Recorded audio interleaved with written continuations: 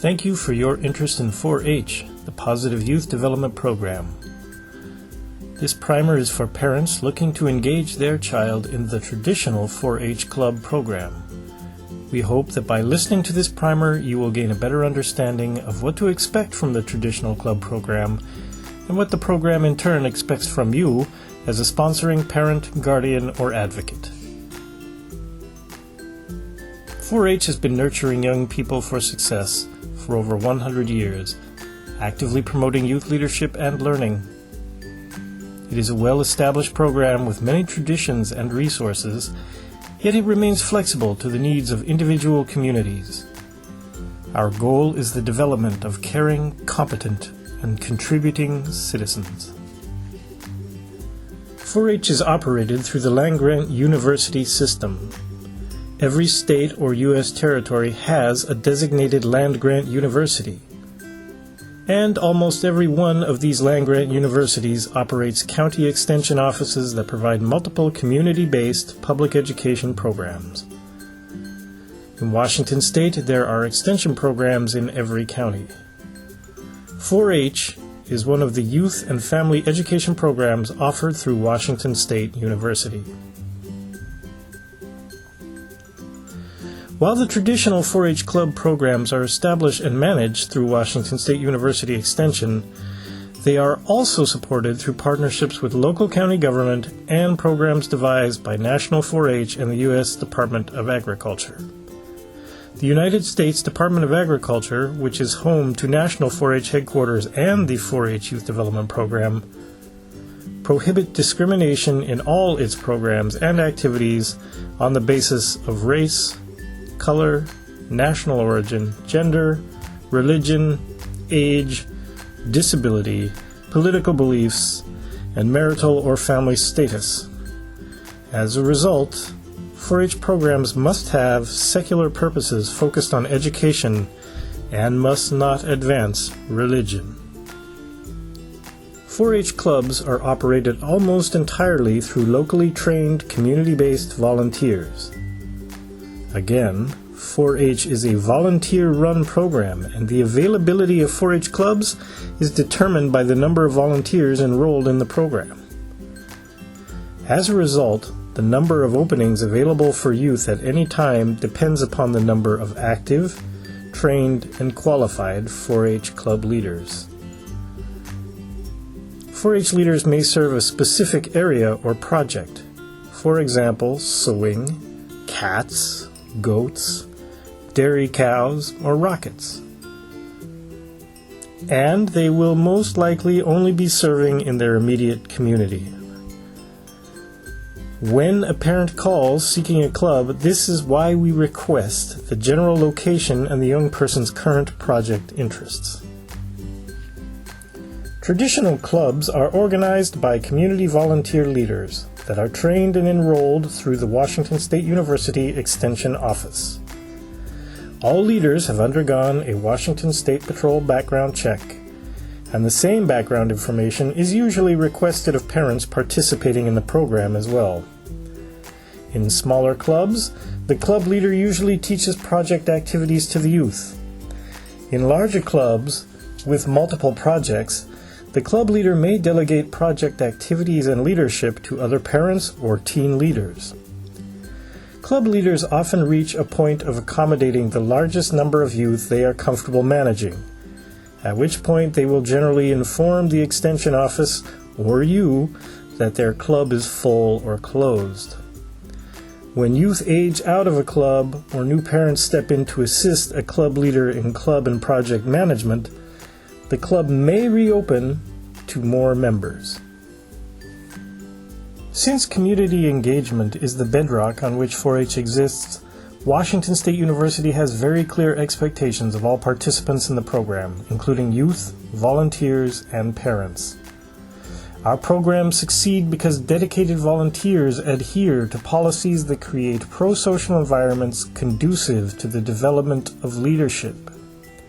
Youth and parents interacting in the 4-H club program are expected to conduct themselves in a courteous and ethical manner, exhibiting trustworthiness, respect, responsibility, fairness, caring, and good citizenship. We encourage you to take a moment and consider what these values mean to you. The rights of individuals protected by the United States government are protected in our programs. Washington State University Extension volunteers and employees may not discriminate based on race, color, religion, national origin, gender, disability, family status, or sexual orientation. However, volunteers are under no obligation to accommodate individuals that will not abide by the cooperative expectations of behavior set out in the 4-H program policy. Success in our program means commitment to working together. If you find a club that looks like it might be a potentially good fit, you should ask if you and your child can attend a club meeting to see if you are comfortable with the group. We will cover several important questions you should consider asking when seeking a club. Community clubs are localized and usually occur fairly close to where the leaders live, sometimes even in their homes. Churches, schools, senior centers, and community buildings are also often used for club meetings. Clubs usually determine their schedule of meetings annually, well in advance, and most often they are the same day each month. For example, the second and fourth Monday of each month at 7 p.m. at the Leader's House. If you are joining a club in progress, make sure you can accommodate their current schedule. 4-H does a whole lot more than just club meetings. Ask about the events the club participates in on a yearly basis. The 4-H year begins October 1st and runs through September 30th of the following year. The time commitment in a 4-H club varies depending on the leader's vision of what they hope to help the youth accomplish. Certainly, the more a family puts into the program, the more they will get out of it. Most clubs meet at least twice a month to reinforce and learn new project skills. Youth are expected to continue practicing the skills they are learning independent of the club meetings. Clubs invested in teaching youth leadership skills will also usually have club business meetings, where the youth serve as club officers and make decisions about club activities. The cost of participating in a 4-H program varies from county to county and club to club, depending on many factors. Most counties do request a small annual enrollment fee intended to support the management of program activities. This amount varies depending on the perceived level of needed support. Clubs may add additional fees for club resources and supplies that are specific to their chosen activities. Since the goal of extension work is to maintain equity and accessibility of programming, we try to keep costs to the family low. What we ask in exchange is the family's participation in the program. It is highly recommended that parents do some research into the costs and expectations of various projects before committing their children. Leaders should be able to inform you of project requirements and costs associated with their club. Find out the cost of your child's project. There is a big difference between the cost of sewing a pillow and the cost of caring for a horse. Bottom line, take the time to visit a club and ask questions before you enroll. Ask leaders about the expectations they have for youth and for you as a parent. In 4-H, we help young people develop life skills such as effective communication, goal setting, commitment, and responsibility. The century-old culture of 4-H can be very overwhelming to families when they attempt to jump in the deep end on the first day. Encourage your child to start with a small, manageable project for the first year or two until they and you are familiar with the full gamut of participation options, rules, and expectations. Remember, we want you to succeed. Now that you have some idea about the structure of 4-H clubs and how to make an inquiry, let's talk about what happens in the 4-H club. Everyone that steps into the 4-H world is beginning a journey of personal responsibility that leads to stronger young people and a stronger community. As parents, we want you to encourage your child, to honor their commitments and goals. We want you to support their challenges and to let them learn from their own successes and failures. 4-H is open to youth as young as 5 and all the way up to 18. We understand that young people have different developmental needs at different ages, and our program is structured in a way to offer the healthiest kind of encouragement through each stage of their development. Some of our leaders are new, and some have been doing 4-H volunteering for over 30 and 40 years. These are adults who love to work with youth. The community program thrives when leaders, young people, parents, and the program staff understand their roles in the program. Here are some of the basics. You should expect a 4-H leader to be organized and to be able to provide you with a predictable calendar of activities for your child. You should expect a 4-H leader to demonstrate a personal interest in your child and a commitment to their healthy development and safety. Club leaders coordinate clubs, and as volunteers, they are only as capable as you are committed. 4-H leaders are expected to abide by the Washington State 4-H program policy. Remember, your 4-H leader is a person who is donating a part of their time to help youth have positive experiences. Leadership is a journey of its own, and every leader brings unique gifts that help to shape our program. Leadership is a combination of vision, organization, and people skills, and very few of us come with equal helpings of each of those gifts. The 4-H program is committed to providing ongoing training and professional development opportunities to our volunteer leadership. We ask that you respect the service that they are providing. 4-H community clubs are not daycare programs and not drop-off programs. Please help your child arrive to scheduled club meetings on time and prepared to participate. The majority of 4-H leaders will expect the parent's support of the club's goals just as much as they expect the child's participation. There are always lots of things that need to get done, and many hands make light work. 4-H works best when families work together.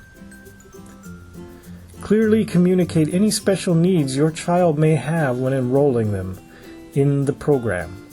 WSU Extension provides leaders with confidential health forms that include a place for emergency and medical contact information. Please keep it current.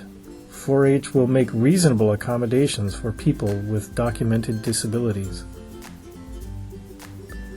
All parents are required to participate annually on their child's re-enrollment before club activities for the year commence. Re-enrollments for returning members and leaders are due by December 31st. If your club leader hasn't approached you about re-enrollments by the beginning of December, check with them. Please pay your annual dues and support your club in fundraising efforts to manage club expenses. Remember that all 4-H youth are our responsibility. We expect you to model the same great behavior we want from all our youth, and we expect you to look at all the youth in 4-H as a part of your family, all equally deserving of respect, opportunities, and recognition.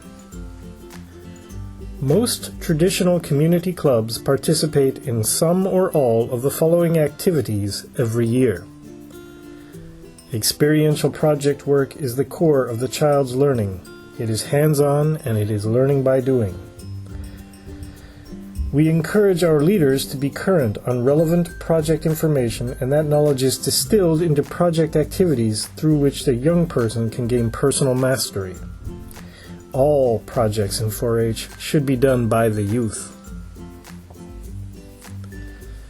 Youth are encouraged to deliver at least one judged public presentation a year. The qualifying presentation event is usually held in the spring of each year. There are specific guidelines to format, length, and topics, and frequently there are presentation clinics offered to help new youth understand the expectations. A record book is an annual account of project efforts, which should be completed by the youth throughout the entire year. Record books help young people set goals, track effort, and learn how to manage money.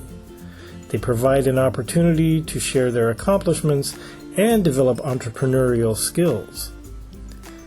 Many annual awards require the completion of a record book. Youth should be involved in the leadership and decision-making of their 4-H club. Clubs usually hold at least one club planning meeting a month. Serving as a club officer, such as president, secretary, or treasurer, helps a young person learn to strive towards group goals by understanding roles. As young people become teenagers, they may take a more active role in project leadership. Community service is clubs helping others outside of 4-H in their community. Service projects can be simple one-day events or elaborate year-long community engagement efforts. As teens develop expertise in their project areas, they may enjoy passing their knowledge on by teaching new and younger members.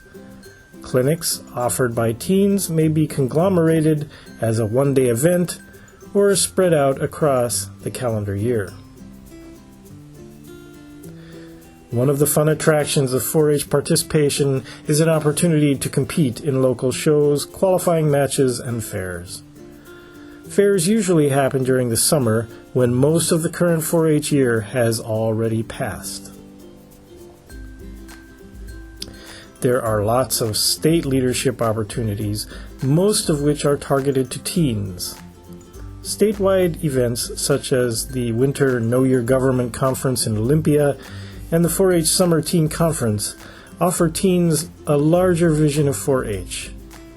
4-H offers opportunities for teens to serve as state teen ambassadors and to help plan these events.